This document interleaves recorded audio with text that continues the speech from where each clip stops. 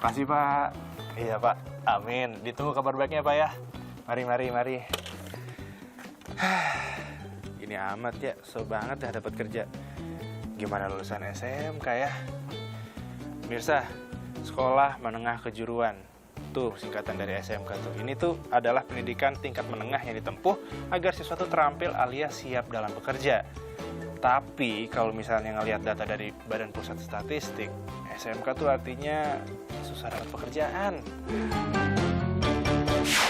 Yuk kita bermain dengan data dari BPS. Per Agustus tahun lalu jumlah pengangguran di Indonesia itu ada 8,4 juta orang. Atau 5,8% dari jumlah angkatan kerja yang ada, yaitu 135,5 juta orang. Di dalamnya, pengangguran paling banyak disumbangkan oleh lulusan dari SMK. Benarkah? Kita cek datanya. Nah, pemirsa, survei Angkatan Kerja Nasional BPS menguak fakta bahwa betul adanya lulusan SMK yang seharusnya menjadi lumbung padat karya, malah menjadi lumbung padat pengangguran. Nih, cek aja nih grafisnya nih. SMK itu menyumbang angka paling banyak, itu bisa sampai di atas 9%. Melampaui lulusan SMA, diploma, universitas, bahkan SD. Pemirsa, padahal saat ini referensi masyarakat Indonesia untuk menyekolahkan anaknya paling tinggi itu adalah di SMK atau Sekolah Menengah Kejuruan. Hal ini porsinya hampir setengah dari 1.520 responden dari survei yang sudah dilakukan oleh Indikator Politik Indonesia. Dari data ini nih, berarti tergambar begitu besarnya harapan masyarakat untuk menyekolahkan anaknya di Sekolah Menengah Kejuruan, meskipun sulit mendapatkan pekerjaan. Adik-adik yang sedang bersekolah di SMK tetap semangat belajarnya dan juga tentunya tekun dan harus dari hati. Ingat, niat yang baik pasti akan menghasilkan hasil yang terbaik. Menyediakan lapangan pekerjaan adalah tugas dari pemerintah. Evaluasi kurikulum itu tugas dari Kementerian Pendidikan. Untuk lapangan pekerjaan itu ada di bawah Kementerian Perekonomian dan juga Kemenko PMK. So, tetap semangat belajar. Elgin Fridianto, Heri Ardi, Business Talk.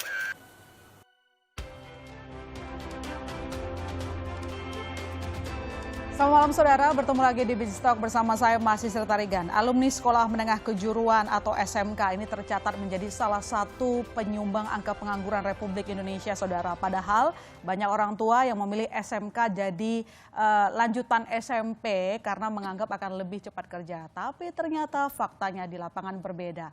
Apa yang perlu kita ubah kurikulumnya? Ataukah juga bagaimana regulator punya tanggung jawab untuk menyediakan pelatihan bagi alumni SMK? Telah bergabung bersama kita malam ini untuk membahasnya. Ada Pak Afriansyah Nur, Wakil Menteri Ketenagakerjaan. Selamat malam Pak Afriansyah. Malam, terima kasih telah bergabung lagi. Dan sudah bergabung juga Pak Anton Jesupit, Ketua Bidang Ketenagakerjaan Apindo. Selamat malam Pak Anton. Selamat malam Mbak Masister. Ya, dan melalui Zoom sudah tersambung juga bersama kita Bu Kiki Yuliati, Direktur Jenderal Pendidikan Vokasi Dirjen Diksi. Selamat malam Bu Kiki. Selamat malam, Mbak. Oke, saya langsung ke fakta dulu kalau begitu ke Pak Anton. Pak Anton, dari tamatan SMK tercatat menjadi penyumbang angka pengangguran terbesar di RI. Apakah memang SDM SMK tidak sesuai kebutuhan dari dunia usaha ataupun industri? Saya kira begini, data itu barangkali perlu dicek juga ya, karena apakah persentase daripada tamatan itu 9% menganggur atau dari total pengangguran. Saya tidak tahu ya, tapi itu perlu nanti Bu Kiki yang bisa klarifikasi. Tetapi begini, kalau konsep SMK saya kira sudah paling benar. Karena buktinya kita lihat tetangga saja Malaysia. Malaysia itu mengkopi sistem Jerman. Tentunya Pak Mahathir dia melihat ya, mengevaluasi beberapa sistem beberapa negara. Di sana 80% tamatan SMP masuk SMK. Dan hampir 90% tamatan SMK semua bekerja, sisa bukan tidak dapat pekerjaan, mau meneruskan sekolah atau mau entrepreneur. Nah, kenapa di sana bisa, di sini tidak? Nah, kekurangan kita adalah tentunya kalau kita bicara vokasi, dua pilar utama itu pendidikan dan pelatihan, dan pilar kedua adalah DUDI, yaitu sektor industri. Ya. Sebenarnya bukan industri karena ada juga di bidang pertanian, perikanan dan lain-lain ya. Tapi kita bilang saja Dudi ya, atau industri supaya gampang. Nah, ini harus saling mendukung. Jadi tidak bisa SMK jalan sendiri, perusahaan atau katakan Dudi mengeluh tidak ada ini. Nah, keuntungan kalau kita lihat Jerman lah yang paling ideal ya. Vokasi dijadikan ekonomi strategik. Jadi bukan hanya semata-mata CSR, tapi ekonomi strategik, sehingga walaupun dengan segala banyak krisis, Jerman kan tetap survive. Karena apa? Dia punya tenaga-tenaga terampil yang hebat, dan di sana karena mereka, saya pernah lihat di majalah Der Spiegel mengatakan, orang muda yang tidak punya pekerjaan itu menjadi the dangerous species in the world. Jadi untuk menghindari itu, lantas diberi kompetensi. Nah, sinilah peranan negara, memberikan kompetensi yang paling minimal agar orang muda itu bisa bekerja. Tentunya sistem ini perlu kita diskusikan bersama dunia usaha dan pendidikan dan tentunya pelatihan. Dan yang lebih menarik di Jerman, Pak Wamen, pendidikan dan pelatihan itu menyatu satu sistem. Yaitu kalau ada kompetensi yang tidak lagi disiapkan oleh dunia industri untuk diberi pemagangan, tetapi masih dibutuhkan, masuk BLK. Jadi ini sudah menjadi satu, tetapi jangan lupa di Jerman ada yang namanya BIBB. Komite Nasional yang sangat powerful dan dia membuat kebijakan, policy dan lain-lain, mengevaluasi pelaksana, yaitu di sana Kadin, IHK, harus melaksanakan itu. Jadi tidak ada improvisasi. Dia harus ada kompetensi yang paling minimal dipunyai oleh si calon. Sistemnya jelas begitu ya, dan itu yang belum dibangun di Indonesia. Nah ini ekosistem ini yang kita bersama harus bangun ya. Baik. Sebelum saya nanti ke Pak Friansa dan juga memperpanjang ke Pak Anton, Bu Kiki, dengan adanya fakta ini lagi Bu, kalau kita lihat data BPS selalu menunjukkan SMK menyumbang angka pengangguran yang tinggi. Apakah di sini apa yang dievaluasi oleh Kemendikbud, lalu kemudian kira-kira apakah kita perlu mengganti kurikulum? Ya, terima kasih Mbak. Saya berterima kasih sebetulnya, kami dari Kemendikbudristek berterima kasih pada BPS untuk data Sakernasnya yang tadi kita jadikan acuan. Karena data Sakernas ini time series. Ya, jadi ketika kita melihat time series, kami melihat tren dari 2020 ke 2022. Jadi Pak Wamen, Pak Anton, hal yang sangat menggembirakan dari data yang sama nih, ternyata terjadi penurunan tingkat pengangguran terbuka untuk semua level. Nah, setelah kami lihat lagi, kami analisis, penurunan tingkat pengangguran terbuka bagi tenaga kerja kita untuk yang tidak sekolah atau SD, penurunannya terjadi 0,6%. Untuk SMP 7,9%, untuk SMA 13% turun penganggurannya. Untuk SMK, tadi SMA ya 13%, SMK 30,5% menurun penganggurannya hanya dalam waktu 2 tahun. Diploma 1, 2, 3 terjadi penurunan 43,2%, sementara pada tingkat universitas terjadi penurunan pengangguran 34,7%. Kami sangat positif ya melihat perkembangan ini. Jadi tidak lihat di satu titik aja di 2022, kami lihat trennya. Dan angka-angka penurunan pengangguran ini menunjukkan beberapa hal yang perlu kita dalami nanti kalau kita punya data yang lebih lengkap. Jika memang pertumbuhan ekonomi Indonesia memang positif dan lapangan kerja memang meningkat, maka kita lihat bahwa lulusan pendidikan SMK, diploma dan perguruan tinggi secara umum mampu memanfaatkan peluang kerja yang ada. Jadi dari situ kita bisa lihat bahwa penurunan pengangguran itu terjadi sangat cepat justru pada SMK, diploma, dan universitas. Dengan data yang tadi Bu Kiki sampaikan dan itu data dari BPS, apakah di sini maksudnya bahwa tidak akan ada perubahan kurikulum misalnya, atau kemudian mengikuti tadi permintaan dari Pak Anton, harusnya yang dari sistem pendidikan dan juga teknisnya itu disatukan gitu programnya, sehingga nanti orang yang alumni SMK ini bisa lebih siap kerja. Karena kalau saya lihat ini survei Kementerian Pendidikan dan Kebudayaan, Bu, sama Mark Plus, Inc., itu menyebutkan bahwa rata-rata orang tua yang menyekolahkan anaknya ke SMK, alasan paling besarnya karena prospek kerja yang bagus. Betul. Jadi sebetulnya sejalan nih Mbak tadi dengan yang sudah disebutkan bahwa penurunan angka pengangguran dari 2020 sampai ke 2022 itu juga terjadi karena kami dari Kemendikbudristek sangat menerima masukan dan mendengarkan masukan dari Dudi.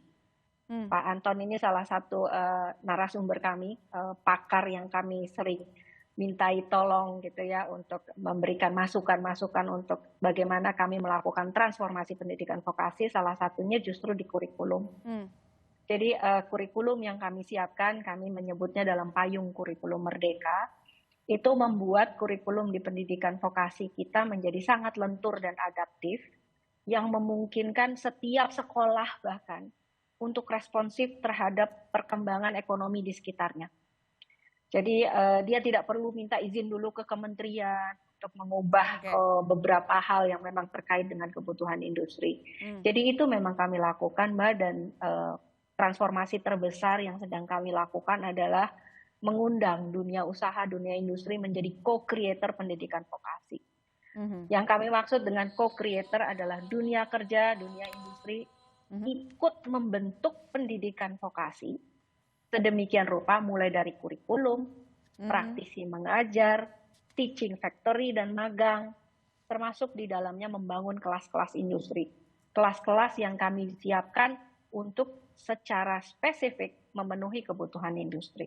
Oke, berarti yang Ibu Kiki jelaskan ini, maaf saya potong Bu, yang Ibu Kiki jelaskan barusan itu apakah sebuah program yang baru, kurikulum yang baru dan sudah dilaksanakan?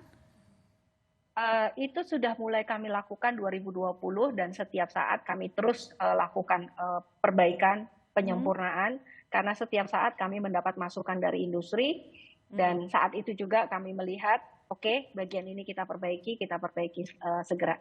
Jadi itu ongoing proses Mbak. Baik Bu Kiki, nanti saya ke Bu Kiki lagi, saya ke Pak Wamen. Kalau begitu Pak Wamen, kalau kita lihat memang sekali lagi saya akan mempertegas lagi bahwa angka pengangguran lulusan SMK mendominasi jumlah pengangguran RI, meski memang kabar baiknya tadi memang angka pengangguran turun untuk semua jenjang pendidikan termasuk juga SMK. Tetapi mungkin dari Kemenaker, pasti kan sering ngobrol juga sama pelaku usaha begitu, lalu juga yang pencari kerjanya begitu. Selama ini apa yang didapat disimpulkan oleh Kemenaker? Masalahnya ada di mana? Benar sih, benar tidak kalau misalnya industri itu tidak memprioritaskan lah katakan untuk merekrut teman-teman alumni SMK? Ya, jadi begini. Kita melihat bahwa angka pengangguran yang berasal dari SMK itu hampir sekitar 1,66 juta. Jadi kategori kedua setelah SMA, ya kan? SMA itu ada sekitar 2, sekian juta.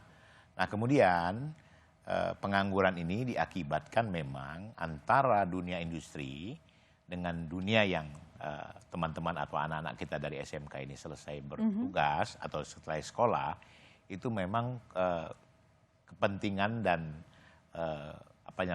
kepentingan serta keperluan yang dibutuhkan oleh industri itu tidak sama. Nah, tadi seperti yang Pak Anton ceritakan juga bahwa harusnya selesai mereka menamatkan sekolah SMP, mereka meninjau sebuah pabrik yang ada di Indonesia ini, kemudian dari situlah si dunia industri ini akan menyarankan kalian tuh harusnya baiknya sekolah di SMK ini, karena SMK inilah yang nanti akan kami terima setelah lulus dari SMK. Itu satu. Nah yang kedua, hampir kita temukan di setiap balai latihan kerja Kemenaker, itu 60% itu berasal dari SMK. Artinya, saya bukan menyalahkan Kementerian Pendidikan, tapi saya perlu mengkritiki juga, walaupun kita sama-sama di pemerintahan, artinya saya melihat bahwa kolaborasi atau kepentingan antara Kemenaker dengan dunia pendidikan ini haruslah serasi.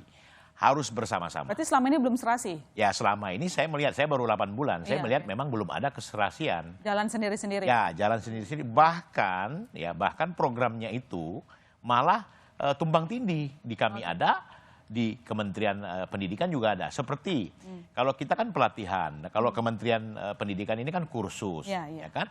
Nah oleh karena itulah ya 60% itu kita temukan banyak yang berasal dari SMK. Harusnya selama 3 tahun mereka mendapatkan pendidikan di SMK, ya harusnya kan punya ruang praktek yang memadai.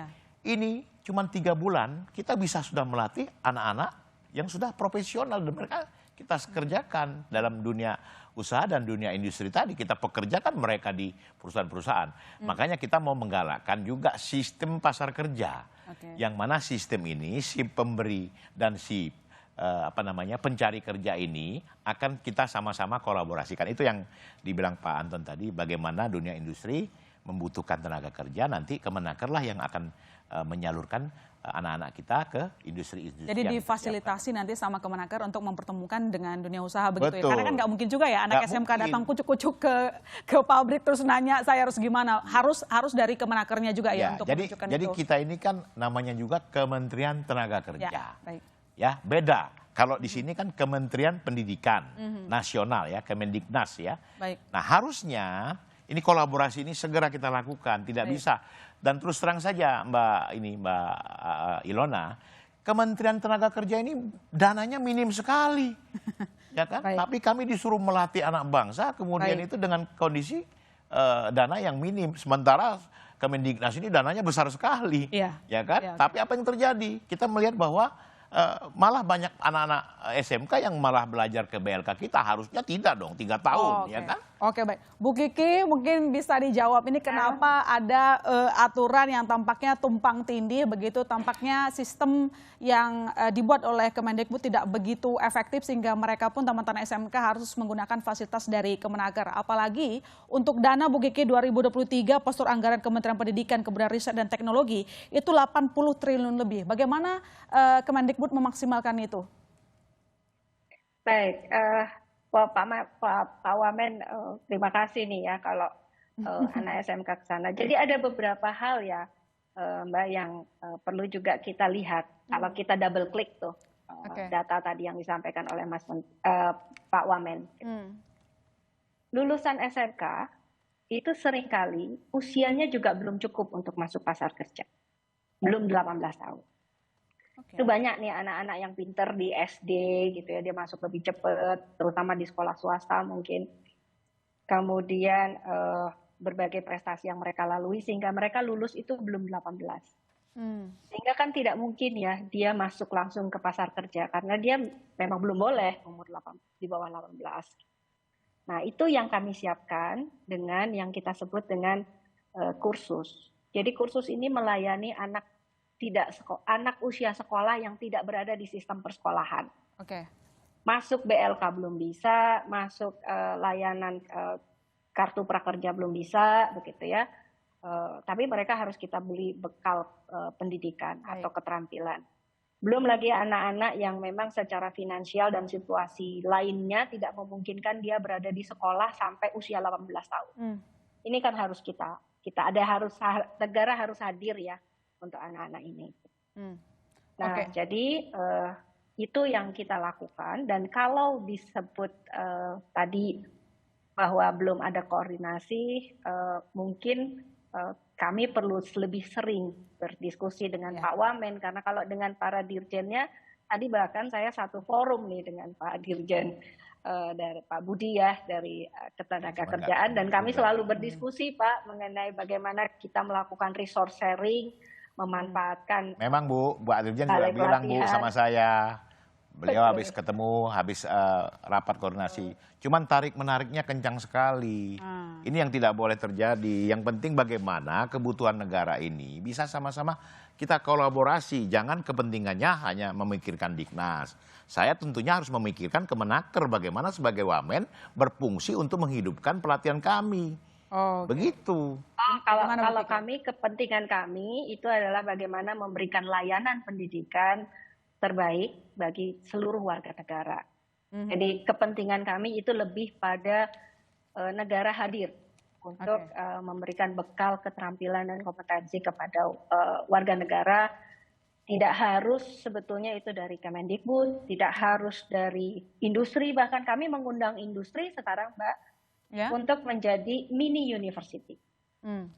Mereka diberi kesempatan memberikan pemagangan kepada anak-anak kami, mahasiswa misalnya, dalam 1 semester, lalu selama proses belajar itu, pemagangan itu, baik, kami hitung sebagai kredit di kampusnya. Jadi kami justru mengundang semua pihak untuk ikut membantu pendidikan anak-anak bangsa kita. Siapa saja, termasuk juga Kemenaker sebetulnya. Baik, semoga nanti makin lentur hubungannya antara Kemenaker dan juga Kemendikbud. Bukan semakin lentur, kita ini bagian daripada pemerintah. Baik. Ya kan, pemerintah itu siapa? Presidennya Jokowi. Jadi kita tidak boleh berjalan sendiri-sendiri, harus jalan sama-sama untuk kepentingan bangsa dan negara. Nanti kita lanjutkan lagi Pak Wamen. Saudara jangan kemana-mana, Bisnis Talk masih akan segera kembali.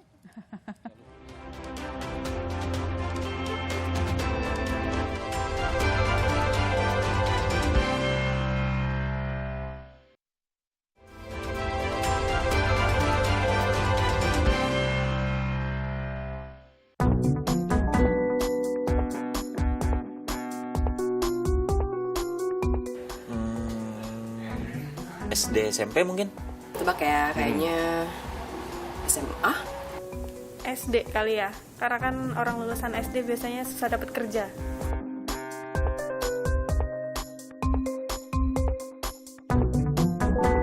Sebenarnya agak kaget sih, soalnya kan yang kita tahu kan SMK tuh diarahinnya untuk siap kerja langsung ya. Kenapa? Agak bertanya-tanya sih kenapa bisa mereka menjadi penyumbang ke pengangguran tertinggi sih. Aku kira SMA sih, karena kan SMK dia lebih prepare untuk langsung kerja sebenarnya daripada SMA. Hah? Masa sih? SMK kan bukannya ini ya, dipersiapkan buat apa, kayak banyak prakteknya gitu di sekolah. Jadi kalau udah lulus SMK harusnya bisa langsung kerja. Sekarang tuh kalau ngelamar kerja tuh minimal experience-nya udah berapa tahun, padahal mereka baru lulus atau segala macam. Jadi mungkin perbanyak di experience-nya kali. Spek dari SMK-nya mungkin belum memenuhi kali ya. Mungkin nggak cuman di bidang-bidang yang khusus doang, mungkin bisa diperluas lagi bidang-bidang yang ada di SMK-nya. Sehingga mereka juga bisa memenuhi spek yang dibutuhkan oleh lapangan. Sebenarnya yang perlu diperbaiki itu kayak lapangan pekerjaannya sih diperbanyak gitu. Jadi dibuka peluang nggak hanya untuk lulusan yang perguruan tinggi, tapi juga diperbanyak untuk lulusan SMK-SMK. Selain dari pengalaman kerjanya, mungkin dilihat dari personalnya juga. Toh juga kita tahu semua orang tuh bisa kerja. Mungkin selama dia masih mau belajar, terus juga attitude-nya bagus, itu bolehlah untuk dikasih kesempatan buat para rekruter supaya mereka bisa masuk kerja dulu, supaya belajar menambahkan pengalaman mereka. Kadang perusahaan itu terlalu banyak nuntut tapi menggaji dengan sedikit gitu kan. Jadi kayak gimana ya, pengennya tuh harusnya ya yang make sense aja lah gitu. Butuhnya apa ya harus disesuaikan dengan gajinya gitu. Jadi jangan banyak mau tapi menggajinya nggak mau banyak gitu. Karena skill itu butuh proses dan butuh biaya. Kita lanjutkan diskusi kita malam ini, Bu Kiki. Tadi memang ada kabar yang baik ya, selama 2 tahun terakhir itu angka pengangguran dari SMK 30,5%. Saya cukup mempertegas sedikit, saudara, bahwa ini tidak semata-mata kita mengesampingkan lulusan yang lain ya. Tapi sekarang kita coba ngomongin soal SMK, karena berdasarkan survei, ini banyak orang tua menyekolahkan anaknya ke SMK karena siap kerja. Lagi-lagi alasannya itu tidak bukan karena biaya pendidikan itu tinggi. Karena dari SMA harus ke pendidikan selanjutnya dan angka pendidikan selalu naik. Bu Kiki, lantas apakah Kemendikbud punya target angka penurunan pengangguran dari SMK berapa? Jadi Mbak melihat dengan perkembangan. Jadi ada juga hal yang perlu kita pahami bersama begitu ya. Bahwa kebekerjaan lulusan dari suatu satuan pendidikan itu tidak sepenuhnya dalam kendali kita. Oke. Ketersediaan lapangan kerja itu kan yang lain ya, yang memikirkannya dan mengendalikan. Pelaku mengendalikan. usaha ya. Betul. Dan oleh sebab itu kami tidak menargetkan lulusan itu dalam konteks employability itu selalu bekerja di suatu entitas bisnis gitu. Tapi juga kami menyiapkan menjadi wirausaha. Nah, dengan paradigma bahwa employability itu bisa diukur dengan bekerja di industri atau DUDI tadi, menjadi wirausaha, atau ada juga tadi saya senang sekali adik-adik kita yang muda tadi punya pemikiran yang sangat luar biasa ya. Mereka mengatakan melanjutkan studi, kalau memang anak ini punya kesempatan dan punya keinginan untuk melanjutkan studi, mestinya kita boleh buka kesempatan itu. Jadi yang kita sebut sebagai employability itu 3. BMW kami menyebutnya, bekerja, melanjutkan studi, dan berwirausaha. Nah, kalau kita lihat ke sana, maka orang tua memang sekarang kan lebih real ya, lebih oke. Anak-anak kita mesti bagaimana nih gitu. Dan mereka memilih SMK. Kami sekarang juga dengan bantuan Pak Anton sangat luar biasa nih, teman-teman dari industri memberikan inspirasi ke kami. Mereka mengatakan, Bu, program studi masa depan itu seperti ini. Misalnya pariwisata, tidak cukup hanya pariwisata. Sekarang ada wisata bawah laut, Mbak. Ada prodi wisata bawah laut, mengingat potensi Indonesia. Nah, dengan yang seperti itu, maka orang tua semakin melihat animasi. Itu prodi-prodi animasi luar biasa banyak peminatnya. DKV, gitu ya, desain komunikasi visual, itu juga rame. Ilmu komputer juga banyak sekali. Jadi kita atas saran dari industri juga membuka program studi berorientasi masa depan, ya, itu yang kemudian menarik anak-anak muda kita sekarang. Kemudian berusaha mengefisienkan sebisa-bisanya biaya pendidikan, begitu. Jadi akhirnya kalau kita lihat memang betul minat masyarakat untuk memasukkan anaknya ke vokasi semakin tinggi. Iya. Ya benar sekali Bu, itu concern soal biaya pendidikan, kadang-kadang naiknya kemahalan Bu, nggak semua orang sanggup. Jadi saya rasa ini juga harus jadi perhatian juga ya dari Kemendikbud untuk memantau sekolah-sekolah, kalau bisa dikasih batasan atas kali ya Bu ya. Saya, boleh silakan, Pak Anton ingin memberikan usul ke Bu Kiki Dirjen. Jadi yang perlu kita lakukan bersama adalah kampanye atau sosialisasi kepada dunia industri. Karena tanpa didukung oleh Dudi memang agak sulit Bu ya. Nah, Jerman sendiri sampai sekarang itu pun masih setiap tahun ada kampanye. Kampanye bahwa ini di samping ekonomi strategik, bahwa pendidikan kejuruan adalah jaminan agar perusahaan itu mampu bersaing secara persaingan global. Jadi itu ada message, ada katakan mission yang itu. Dan ketiga, pendidikan kejuruan sistem ganda memberi anak muda masa depan yang lebih menjanjikan. Nah ini tetapinya Mbak, tetapi Bu Dirjen, di Jerman ya kita tidak harus copy 100%, tapi yang di sana karena kita lihat sistemnya sudah baku. Di sana ada namanya BIBB atau kalau dalam bahasa Inggrisnya itu Federal Institute for Vocational Education dan Training. Satu contoh ada 5 profesi. Plant mekanik, industrial mekanik, construction mekanik, tools mekanik, milling machine operator. Itu 100 lembar. Baik. Apa yang harus dilakukan baik sekolah maupun Dudi. Jadi di sana juga ada yang kontrak dibatalkan dan setiap siswa ada kontrak. Dan yang memang kita harus tekankan sekarang kita kampanyekan Bu, bahwa agar supaya ini efektif, yang pemagang itu mendapat uang saku. Tidak usah ikut di Jerman. Jerman uang saku sekarang hampir 1.000 euro. Anak yang masih kelas 1 pun 1.000 euro. Tapi oke lah, kita mesti bicarakan itu Bu, bagaimana. Nah, oleh karena itu yang kita harapkan dengan keluarnya Perpres ya, peraturan Presiden 68 ini, kita berharap walaupun tidak menjadi seperti BIBW namanya, tapi sebaiknya kalau boleh usul Bu Dirjen, bisa usul juga kepada pemerintah yang lebih atas adalah bahwa tim ini yang harus membuat peraturan-peraturan, kalau sana peraturan profesi. Kita juga belum jelas apa profesi atau kompetensi. Nah ini yang barangkali Bu Dirjen kita memang perlu ada diskusi lebih lanjut untuk bagaimana ke depan, terutama bagaimana sinergi dengan Bu Naker. Kiki ingin menjawab, bisa diiyakan apa yang dikatakan? Sepakat sekali dengan Pak Anton. Sepakat Pak, kami baru pada level kementerian itu baru punya yang namanya tim pengarah vokasi. Jadi salah satunya Pak Anton dan teman-teman gitu. Kami dengan senang hati Pak Anton bersama nanti dengan kementerian-kementerian lain, entitas lain termasuk Kadin diantaranya gitu, semua para pihak stakeholders untuk kita bersama-sama memajukan vokasi ya di Indonesia.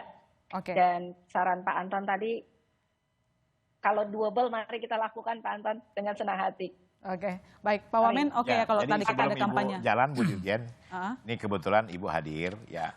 Saya hanya memohon kepada pemangku kebijakan, pimpinan di Kemendiknas, tentunya betul-betul harus bisa mensinergikan program kita. Apa yang Ibu sampaikan tadi di Kementerian Diknas itu sama ada di kementerian kita juga. Jadi jangan tumpang tindih. Jangan kepentingan untuk negara sama, tapi programnya juga sama. Jadi artinya ini yang harus kita perhatikan. Semoga ke depan ini memang tidak lagi berjalan sendiri-sendiri. Ini menurut saya, Bu ya. Nah, tadi Ibu juga cerita bahwa angka pengangguran itu disebabkan juga oleh mereka ini di usia dini. Sekarang sudah berapa tahun ini Kemendiknas sudah menerapkan menerima anak masuk SD itu di usia 7 tahun. Kalau dia sekolah SD-nya normal 6 tahun berarti kan 13 tahun. Ditambah SMP 3 tahun, SMA 3 tahun, artinya ketika umur 19 mungkin mereka baru selesai menamatkan sekolah. Jadi saya pikir dengan sistem yang Ibu punya dari Kemendiknas ini, artinya langkah untuk menerima karyawan, perusahaan tadi tidak ada punya alasan. Jadi anak SMK yang tamat harus bisa diterima. Jadi dengan dilatih di SMK selama 3 tahun, Bu. Jadi seperti itu. Nah, kalau Kementerian Tenaga Kerja memang fungsinya kami menerima semua balai-balai kami, menerima siapa saja yang punya niat, yang punya punya skill dan keterampilan, tidak melihat usia, tidak melihat tamat SMA atau SMP atau pernah sekolah. Yang penting mereka punya kemauan. Bahkan kami juga membayai dapat uang saku. Mereka juga ada diboardingkan, jadi menginap. Jadi kita tanggung semua. Jadi ini negara juga. Jadi begitu ya Bu Ilona. Jadi Bu Dirjen begitu. Oke. Betul, Pak. Baik. Betul. Saya rasa semoga diskusi ini sangat berkembang sekali begitu ya. Masih banyak yang ingin kita bahas dengan Bu Kiki, tetapi Bu Kiki punya waktu yang terbatas. Semoga habis ini dari Kemendikbudristek dan juga dari Ketenagakerjaan bisa ngobrol bareng. Jadi, baik biar panjang Bu Ilona, gitu ya. kami ini bukan menciptakan anak-anak didik yang terampil, tapi kami melatih. Namanya juga Kementerian Tenaga Kerja. BLK itu kan Balai Latihan Kerja. Ya, bukan Balai Pendidikan gitu kan. Oke, baik. Semoga nanti transformasi pendidikan vokasi di Kemendikbudristek juga kerjasama lah. Kemendiknas itu kerjasama dengan Kemenaker. Itu Ibu Kiki kasih tahu Pak Nadiem itu, Pak Menteri ya. Baik.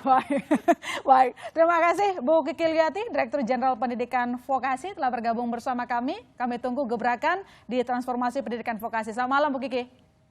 Selamat malam, terima kasih semuanya. Malam Bu Kiki. Pamit, Pak Wamen, Pak Anton, Pak. Ya Ibu. Sehat selalu. Selamat malam. Nanti kita diskusi ya Bu. Baik, lepas ya, hati. Baik.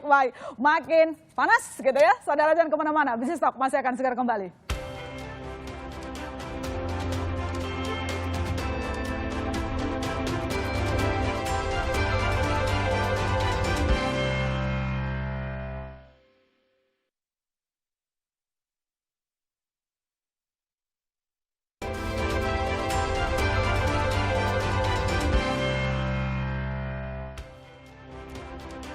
Kita lanjutkan diskusi kita malam ini dan telah bergabung bersama kita Mas Cipta Wayana, wartawan Surkontan. Mas Cipta, selamat malam. Malam. Panas ya Mas malam ini? Panas.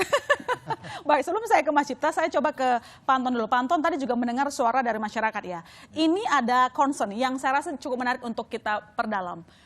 Katanya banyak pelaku usaha mintanya itu kebanyakan juga gitu. Sementara mereka belum punya pengalaman tapi gajinya juga nggak gede-gede banget.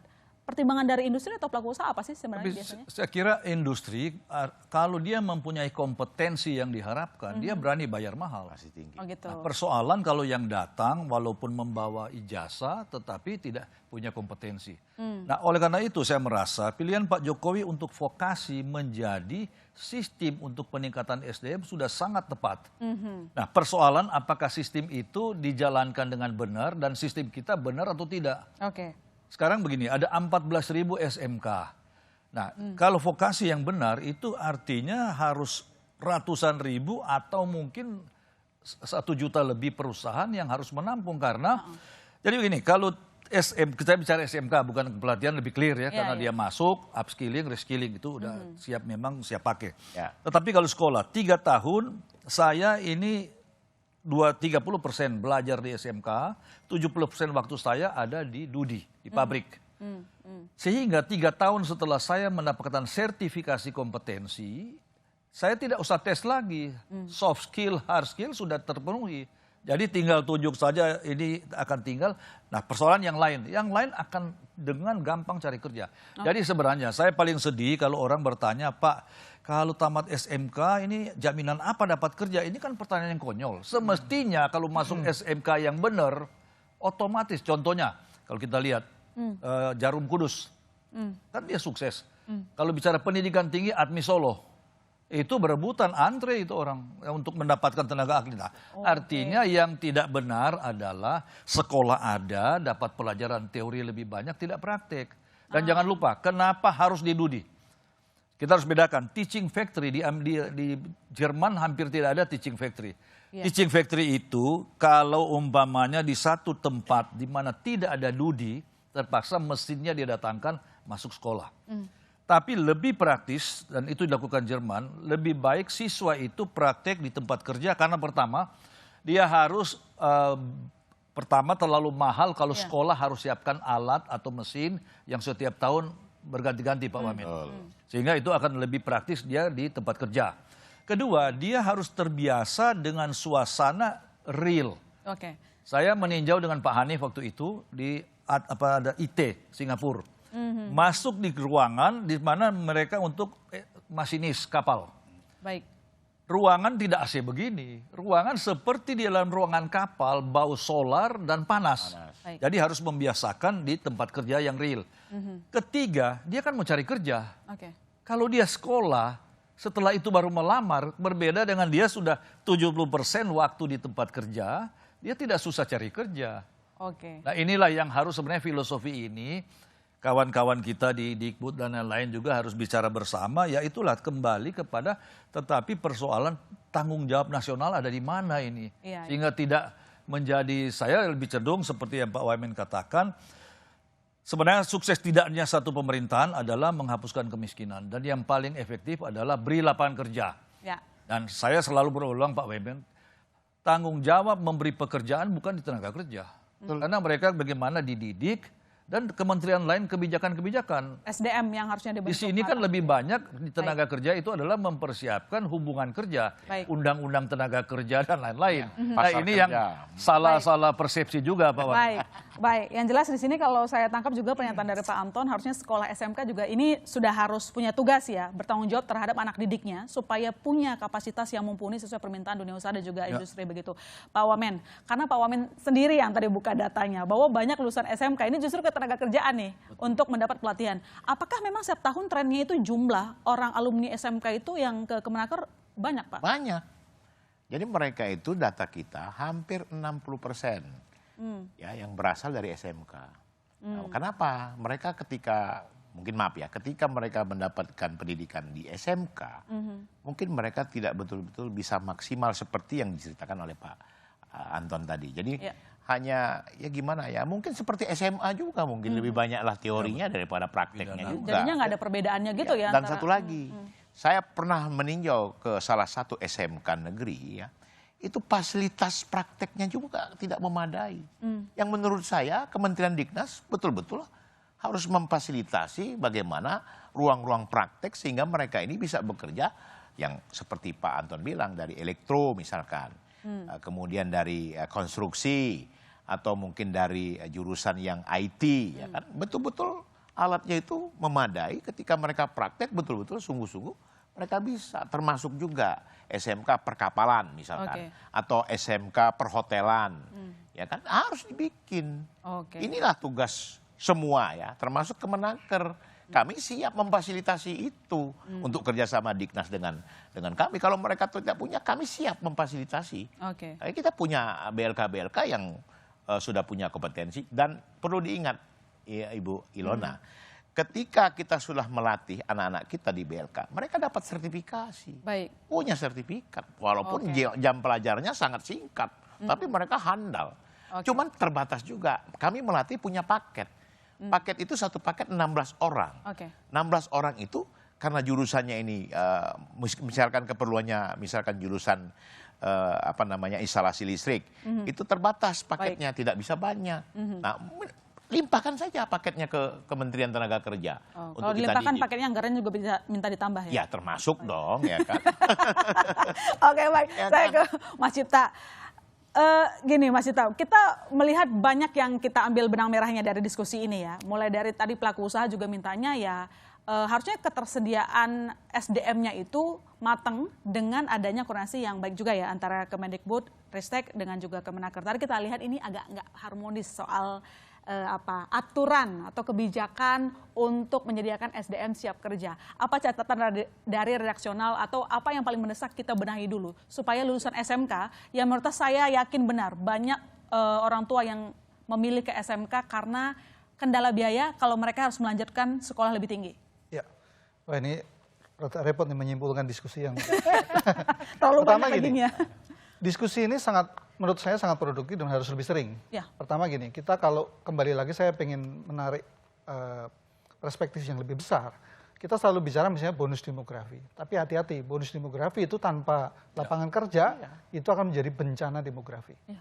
Dan kita tidak akan memetik manfaatnya di 2030 ketika puncaknya nanti. Itu satu. Jadi penyediaan lapangan kerja ini harus selalu menjadi topik dan yang penting sebenarnya aksi ya. Aksi yang selalu ada hasilnya. Itu pertama.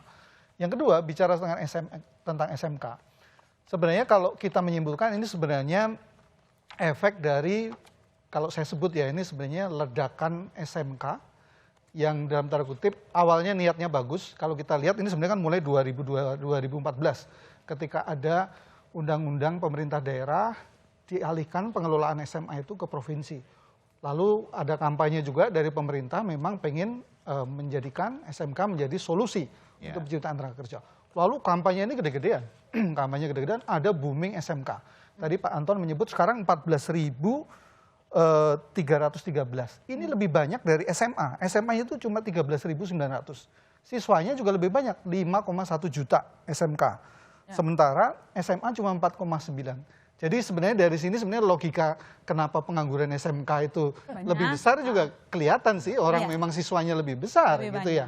Tapi booming ini kampanye sebenarnya di satu sisi kampanye ini berhasil membuat orang tua rame-rame masuk SMK. Tapi di sini kemudian terjadi antara ekspektasi dengan kenyataan ini nggak nyambung gitu loh. Orang berharap masuk di situ langsung dapat pekerjaan, tapi kenyataannya tadi kita sudah diskusi kualitas SMK ini bisa bumi dengan langit di lain daerah, lain cerita.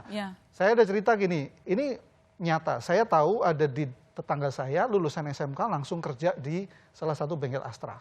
Bagus. Tapi saudara saya sekolah di SMK dia sampai keluar pindah ke SMA. Kenapa dia shock ketika masuk SMK? Dengan pola pendidikannya dia sampai pindah. Nah ini real terjadi. Jadi perbedaan ini sangat real. Nah saya kira solusinya sebenarnya tadi Pak Anton sudah menyebut sebenarnya sudah ada, yaitu Perpres 68 2022. Itu menyebut tentang revitalisasi pendidikan vokasi. Nah itu di pasal 18 sudah disebut harus ada koordinasi yang memang yang menjadi ketuanya Kementerian Koordinator PMK ya. Tapi di dalamnya ada Kementerian Tenaga Kerja. Kalau Menko-nya ada Menko Perekonomian, ada Marinvest. Jadi semuanya mestinya udah nggak ada masalah. Di situ ada standarisasi, ada fungsi Kadin dan sebagainya. Tinggal kita tunggu ini. Kapan realisasinya? Karena ini sudah sejak April 2 tahun lalu muncul Perpres ini. Jadi kalau ini ada dan bukan hanya sekedar jadi kertas atau jadi takutnya SMK ini kan jadi latah sebenarnya. Jangan sampai ini juga kemudian berujung nggak produktif lagi gitu. Jadi kelihatannya pemerintah sudah menyadari ada Perpres ini. Sekarang eksekusinya seperti apa? Oke, baik. Terima kasih Mas Cita Wayana, wartawan Kontan atas simpulannya malam ini. Sangat baik. Terima kasih Pak Afran Sanur, Wakil Menteri Ketenagakerjaan. Terima kasih telah bergabung. Dan Perpres 68, Kemenaker menjadi koordinator pelatihan. Perlu diingat itu. Baik. Jadi tolong pelatihan itu serahkan sama kami. Oke, baik. Itu Mbak Ilona. Ini kan gunanya benar. Kompas TV kan? Iya, untuk mensosialisasikan program juga. Dan terima kasih saya ucapkan ke Pak Anton J. Supit, Ketua Bidang Ketenagakerjaan Apindo. Sekali lagi terima kasih Bapak-Bapak atas pandangannya. Selamat kembali bekerja, Pak Friansah. Semangat terus. Sudah siap tambah kerjaan. Iya, baik. Saudara jangan kemana-mana, kami masih akan segera kembali.